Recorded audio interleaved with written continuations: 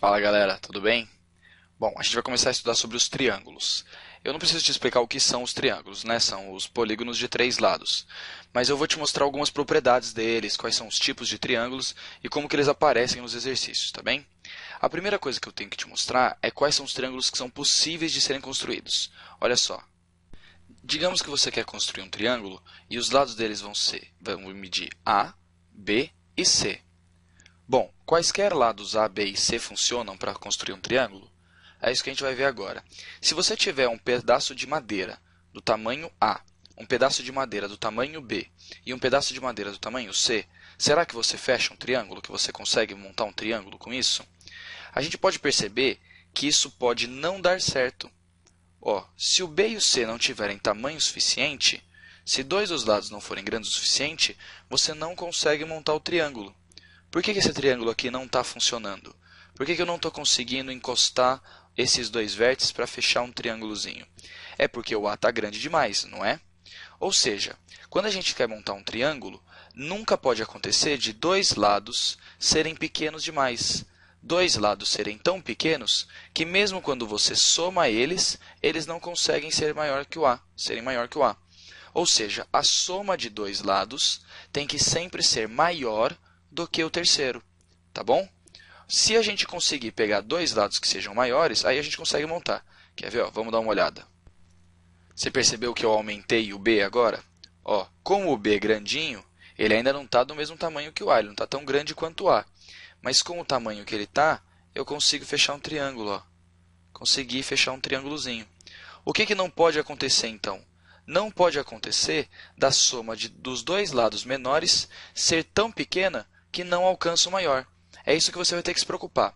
Sempre o lado maior não pode ser tão grande assim. Os dois pequenos somados têm que passar o maior. Tá bom? Vamos dar uma olhada nos exemplos. Olha aqui esses trios que eu coloquei aqui para gente. O trio 5, 6 e 9. Será que dá para eu criar um triângulo com os lados medindo 5, o outro lado medindo 6, o outro lado medindo 9? Bom, a gente sabe então que a gente tem que pegar o maior lado, né? O lado 9. Se eu somar 5 e 6, fica maior do que o 9? Sim, fica. Então, esses três, a gente pode criar um triângulo, porque a soma dos dois menores fica maior do que o lado grande, do que o lado maior. Nesse segundo caso, qual é o maior deles? 7. A soma dos dois pequenos fica maior do que o lado grande? 2 com 3 dá 5. 5 não é maior do que 7. Então, esse daqui não pode. Então, esse trio é impossível de a gente formar um triângulo. Esse daqui, o maior dos lados é 8, certo? A soma dos dois pequenos, 6 com 2, fica maior do que 8? Passa de 8? Não, não passa. Nesse caso, empata. Então, a gente não consegue fazer um triângulo. E, nesse caso, o maior dos lados é o 12. A soma dos dois pequenos, 6 com 8, dá 14. Ou seja, passa do 12. Então, a gente pode fazer um triângulo. Tudo bem? Então, para ver se a gente consegue montar um triângulo, você pega o maior lado e vê se os dois pequenininhos somados ficam maiores do que ele. Tudo bem? Quando somados. Agora, vamos dar uma olhada como funcionam os ângulos de um triângulo, tá bem? Vamos lá. Olha, aqui eu tenho um triângulo, o triângulo ABC, e eu já tenho até os ângulos dele marcados, tudo bem? Um ângulo é 45 graus, o outro ângulo está marcando 53,13 e o outro ângulo 81,87. Bom, para você entender como é que funciona, qual é a característica mais importante desses ângulos, a gente vai traçar uma reta. Eu vou marcar a reta aqui em cima, que é uma reta que está paralela ao lado de baixo, tá? Ela está bem alinhadinha com o lado de baixo. Você percebe que, olhando para esse ângulo 45 e olhando para o ângulo que apareceria aqui, ó, você percebe que eles vão ter exatamente a mesma medida? Eles são ângulos alternos internos, que é uma outra matéria sobre ângulos. Eu não sei se você vai lembrar, quando a gente tem paralelas cortadas por uma transversal. Mas dá para perceber mesmo assim, visualmente, que esses dois ângulos têm a mesma medida, certo? Do mesmo modo, esse ângulo que vai aparecer do outro lado vai ter a mesma medida que esse 53,13, né? Vamos marcar ele.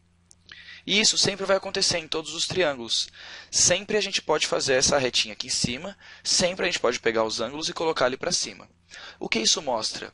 Que a soma dos três ângulos vai dar 180, porque dá uma meia volta. Ó. E isso sempre acontece. A soma dos três ângulos de um triângulo sempre dá 180, tá bom? E essa é a propriedade principal que a gente tem que ver dessa aula, que a soma dos três ângulos de um triângulo dá sempre 180. Então, se você souber dois dos ângulos, você consegue descobrir o próximo, porque você tem que ver o quanto falta para a gente chegar em 180. Tudo bem? E agora que a gente entende bem o que são os ângulos do triângulo e qual é até a soma desses ângulos, a gente pode classificar os triângulos em três tipos diferentes, tá bom? A gente tem primeiro os triângulos acutângulos. Olha, esse é um triângulo acutângulo. Por que a gente diz que ele é acutângulo? Porque ele tem três ângulos agudos. Ou seja, se um triângulo tiver os três ângulos menores do que 90 graus, a gente diz que é um triângulo acutângulo. Tudo bem? É só um nome para você saber. A gente tem também os triângulos retângulos, como esse triângulo aqui de baixo. Os triângulos retângulos têm sempre um ângulo reto.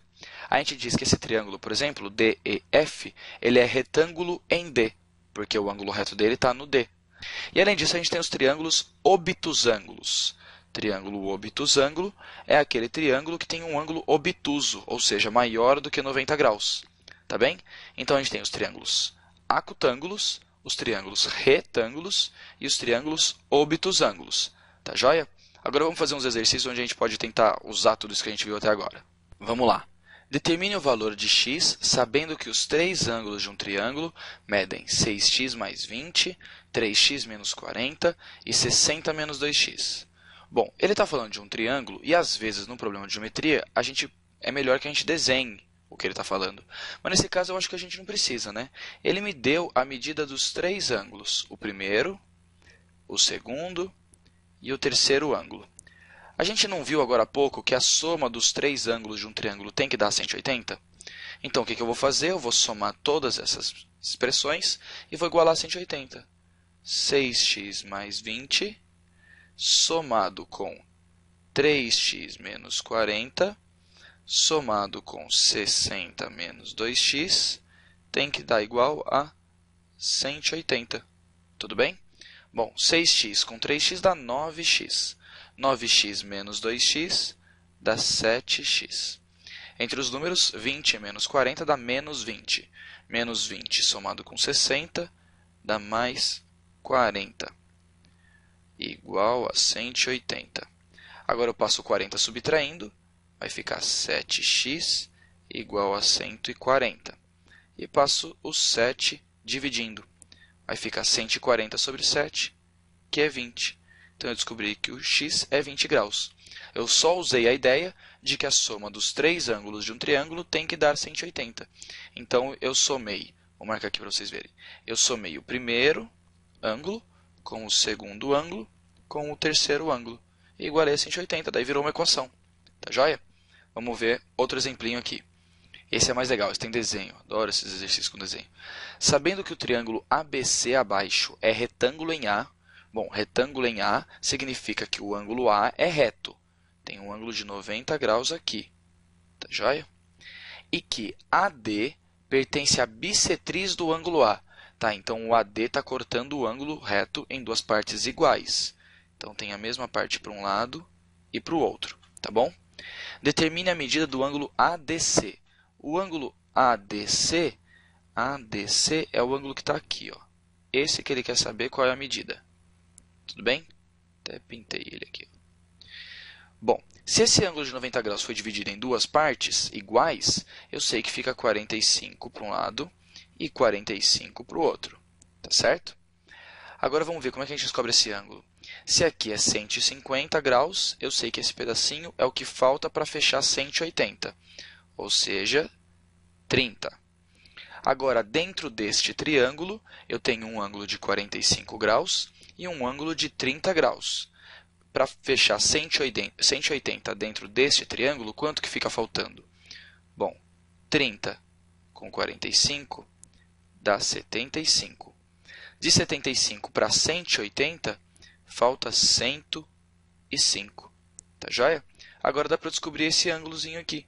Ele é o que falta para o 105 chegar em 180, porque a gente tem meia volta. Ou seja, esse ângulo é 75. Tá joia? Por enquanto é só, galera. Abraço.